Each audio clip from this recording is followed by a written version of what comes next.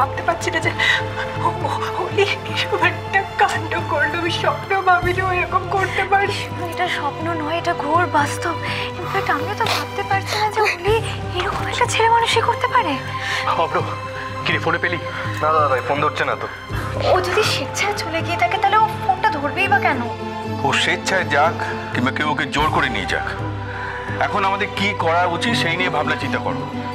আচ্ছা, আমি বলছিলাম যে সবাইকে কি একবার, মানে আমাদের বাড়ির সবাইকে কি একবার জানানো উচিত? কারণ ছোট মা অনেকবারই আমাদেরকে অলিকে ডেকে আনতে পাঠিয়েছিলেন, আর এখন তো কোনো উপায়ও নেই ওনাকে জানানো ছাড়া। কারণ কারণ অলি শুধু ঘরেই নয়, এই বাড়িতেই তো নেই। না না, দাঁড়াও, ছোট মাকে এখন ওসব কিছু জানাতে হবে না, আগে আমরা খুঁজি। সত্যকে তুই এবার পার্থকে ডাক না প্লিজ। ডাক। হ্যাঁ, পার্থ যদি কোনো হেল্প করতে পারে। ওই তো আসছে। কি ব্যাপার করতা আপনার এখানে? ভাই দেখো না কি কাণ্ড এখানে। হ্যাঁ, আমাকে বৃষ্টি বললো, এসব কি সত্যি নাকি? পার্থ, আমরা খুব বিপদে প্লিজ তুমি কিছু একটা করো। হ্যাঁ, আমাকে বললো ও বলছে যে বোরানিও নাকি নেই। বোরানি কোথায়? বোরানি বলি কেউ নেই। কি বলছো? আমি সারা বাড়ি খুঁজে রেখেছি পার্থ, প্লিজ তুমি কিছু করো। আমি ভাবতে পারছি না এবার কি হবে। Shri please control yourself. আমাকে পুরো ব্যাপারটা একটু খুলে বলো, কি হয়েছে, কখন তোমরা দেখলো না নেই?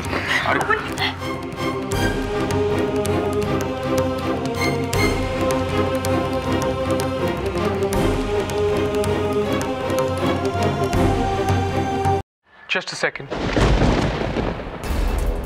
আমার একটা ব্যাপারে খটকা লাগছে পিসু। কি ব্যাপারে বলো তো? পিসিমণি অলিঘরের যাওয়ার কিছুক্ষণ আগে আমি নিজে গেছিলাম, তখন ও রেস্ট নিচ্ছিল, আর আমরা সবাই গেটের কাছে আছি, তাহলেও কি করে পালালো আর কখন? দাদা ভাই যে কাকে দেখেছে সে তো আমিই জানি। মা পারেও বটে। পার্থ কিছু একটা উপায় বার করো, আমাদের মাথায় তো কিছুই। আপনি এক কাজ করুন, আপনি এদিকটা একটু সামলান, কোনোভাবেই যেন বরযাত্রীর লোকেরা বিষয়টা আঁচ করতে না পারে। ওকে, আপনি প্লিজ একটু দেখুন। তুই আমার যাও।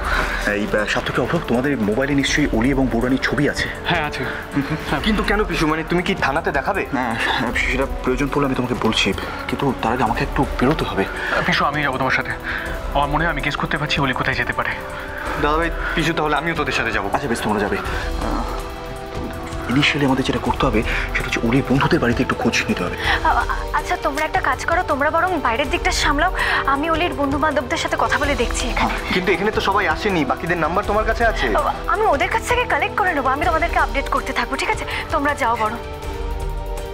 কি হলো শ্রী? আমার ভীষণ টেনশন হচ্ছে, আমার ভালো লাগছে না। টেনশন করো না প্লিজ, আমি দেখছি। কিছু করে চলো।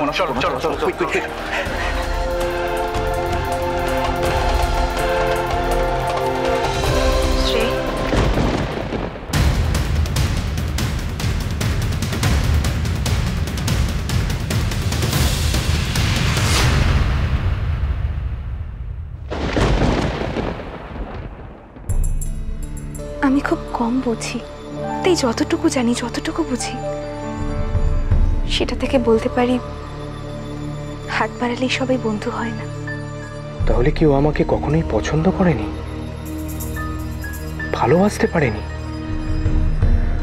নাহলে বারবার কেন এরকম হবে?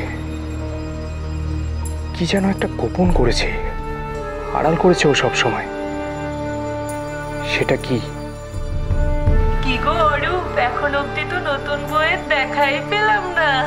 বন্ধুদের সঙ্গে আলাপ করাতে এত আপত্তি তোমার? কি গো এখন থেকে এত পজিটিভ? দরবদা, এখন তো যে দেখা করাতেই হবে, বিয়ে তো শুরু হলো বলে। ঠিক বলেছো, একদম ঠিক, একদম ঠিক। তোমাকে কোণের সাজে দেখবো বলে কত রাত, কত দিন অপেক্ষা করে আছি আমি অলি, কিন্তু না জানি কোন অভিমানে তুমি এখনো একবারও আমার সামনে এলে না। কি হয়েছে তোমার? কোথায় তুমি অলি? অরূপ, চিঠমণি, অলির শরীর এখন কেমন? না না ঠিক আছে, টেনশনের কিছু নেই। তবে অরূপ।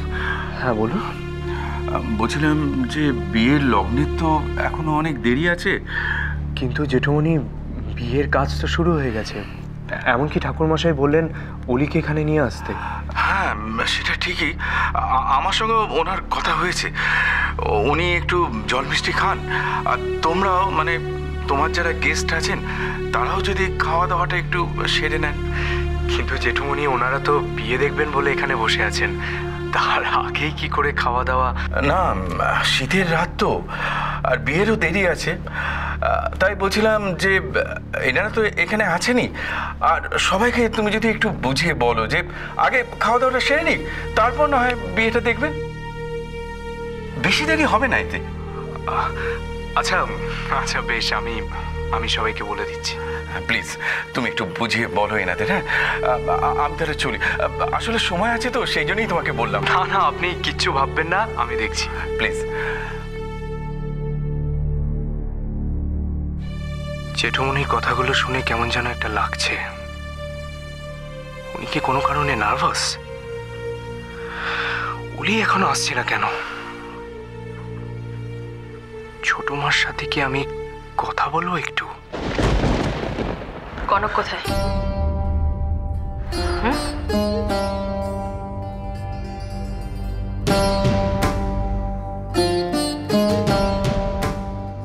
কি ব্যাপার ঝিলমিল? তুমি যে আমাকে বললে তুমি অলিকে ডেকে দিচ্ছ, ওকে ডেকেও দিলে না, আর আমাকে সেটা বলারও প্রয়োজন মনে করলে না। তখন শ্রীপর্ণা বলল কনক আর অলিকে ডেকে দিচ্ছে, সেও ডাকলো না, আর সেও বলার প্রয়োজন মনে করলো না যে কেন ডাকলো না। আমি বুঝতে পারছি না কি হচ্ছে। বরযাত্রীরা আসার পর থেকে আমি কনককে একবারের জন্য দেখতে পেলাম না। আর আশ্চর্য, তোমরাও কেউ জানো না সে কোথায়, অথচ পুরোহিত মশাই তখন থেকে সমানে বলে চলেছেন মেয়েকে নিয়ে আসুন। কি ব্যাপার বলো তো? তোমরা নিজেদের নিয়ে এতটাই ব্যস্ত যে আর কোনো দিকে কোনো হুঁশ নেই, কোনো খেয়াল নেই। আসলে ছোট মা, আমার শরীরটাও তো খুব একটা ভালো ছিল না, তাই। তোমার না হয় শরীর খারাপ, কিন্তু কনকের কি হয়েছে? কনক আমাকে কথা দিয়েছিল যে বিয়ের সময় সব সময় অলির খেয়াল রাখবে। অলির খেয়াল তো দূরের কথা, কনককে কেউ খুঁজে পাচ্ছে না। আশ্চর্য, কোনো রেসপন্সিবিলিটি নেই তোমাদের কারোর।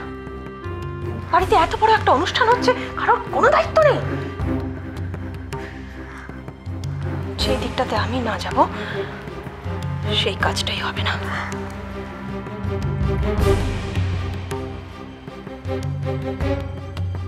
ছোট বৌদি,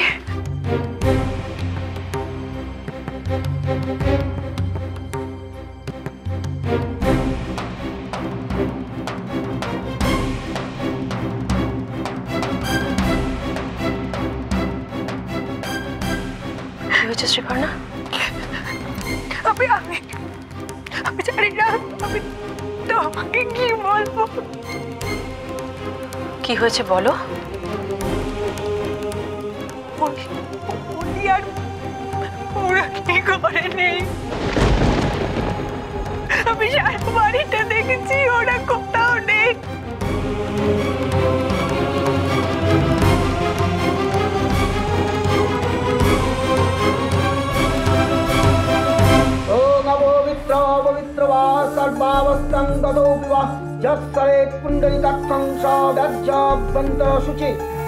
হ্যাঁ ঠিক আছে, পুরোতমাশাই অনেক মন্ত্রপাঠ করেছেন। আমার শর্ট টাইমে লং লাইফের গাছ ছটা বেঁধে ফেলুন। তাড়াতাড়ি করুন। আশ্চর্য, আর তোরা মুখ দেখে হা করে তাকিয়ে আছিস। ছবি তোল, বিয়ে দেখছিস? তোল। কি হলো অলি? সোনামণি, এরকম করে যদি মুখ করে থাকো তাহলে সবাই কি বলবে বলতো? লোকে ভাববে আমি তোমাকে জোর করে বিয়ে করছি, বুঝলে? কি গো, আসো। বিয়ের পর যদি ছেলে মেয়েরা ছবি দেখতে যায় তখন কি দেখাবো? তোল ভালো করে তোল। আরে কি বসে আছেন? কাঠছড়া বেঁধে দিন। উঠুন।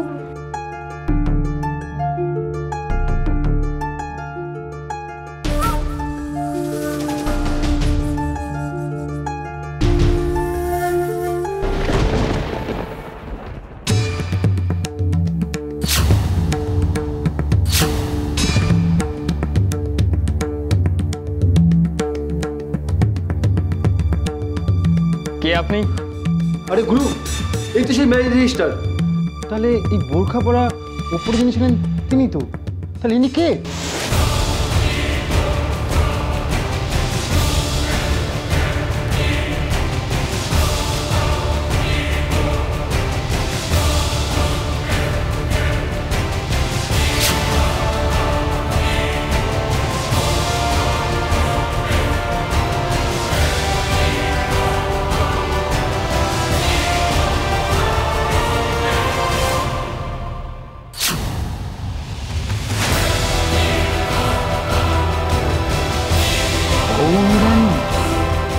কনক,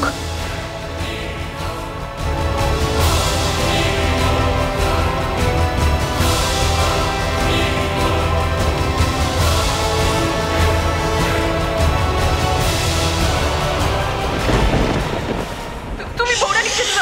সিঁদুর দানের সময় একদম কথা বলতে নেই সুইটার্ট।